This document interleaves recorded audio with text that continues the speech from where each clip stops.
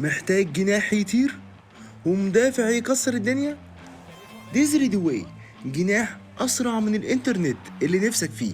ليليان ترام، لو شاف مهاجم معدي بيشوطوا هو والكورة مع بعض. تعال شوف بعينيك مين فعلا فيهم يستاهل مكان في فريقك، ومين تقوله شكرا مع السلامة. في عز التوتس والقلق ده جربت لكم اتنين من أخطر تحديات الاس بي سي، دوي وترام. وعشان ما سيبكش تاخد قرار غلط قررت اجربهم واحكي لك بنفسي. نبدأ مع ديزري دوي، جناح شمال واس بي سي تمنه حوالي مليون كوينز. وانت بتجري بيه تحس انك راكب صاروخ ارض جو. سرعته مفيش اسرع من كده، التحكم خفيف جدا كأنك سايق سكوتر. الفينش بتاعه ممتاز خصوصا بالنسبة لجناح، بيشوط وكأنه بيقول للجون سامحني مش قصدي. رجله الضعيفة مش ضعيفة قوي، مش هتعمل لك مفاجآت حزينة، بيشوط بيمينه وشماله مش فارقة معاه. عيبه الكبير جسمه صغنن، بيتزق في أي التحام، حرفيا لو حد عطس جنبه هيطير، بس لو جري في مساحة هيهين أي مدافع.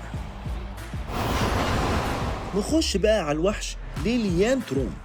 نزل تحدي بمليون و300 ألف كوينز، وموجود في الماركت بحوالي مليون و600.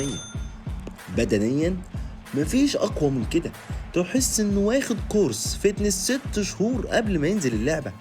دفاعيا بيقطع الكورة زي مكنسة كهربا جديدة، ما بتسيبش فتفوتة. بس في عنده مشاكل لازم تعرفها.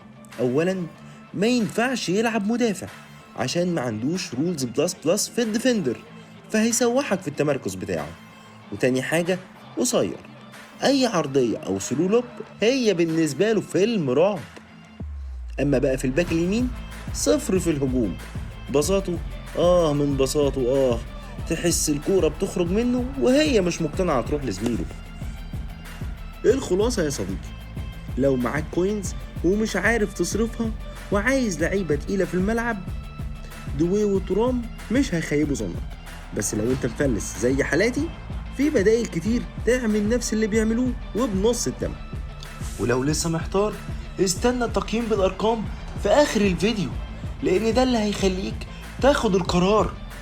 اهو عملنا اللي علينا، فاضل دورك بقى. ما تبقاش واخد المعلومة وماشي كده ساكت.